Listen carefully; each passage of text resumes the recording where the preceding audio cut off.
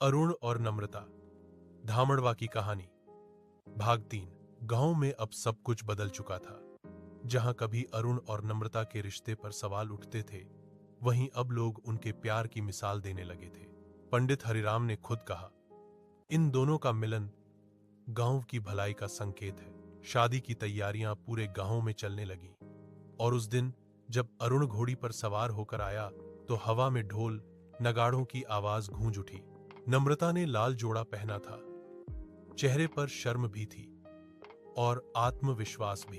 दोनों ने 7 फेरे लिए और एक दूसरे के गले में माला डालते हुए आसमान की ओर देखा, मानो कह रहे हों, अब कोई डर नहीं। शादी के बाद उन्होंने गांव में ही रहकर कुछ बड़ा करने की ठानी। अरुण ने खेती में नई तकनीकें लाने की शुरुआत की और नम्रता ने गांव की लड़कियों को पढ़ाना शुरू किया।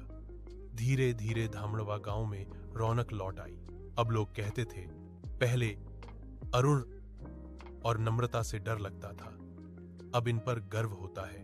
एक शाम जब सूरज ढल रहा था, दोनों खेत की मेड़ पर बैठे थे। नम्रता ने मुस्कुराकर कहा, देखो ना अरुण, गांव अब कितना बदल गया। अरुण ने आसमान की ओर देखा और बोला, नम्रता, ये सब तेरे भरोसे से हुआ है। सच्चे प्यार की जीत यही है।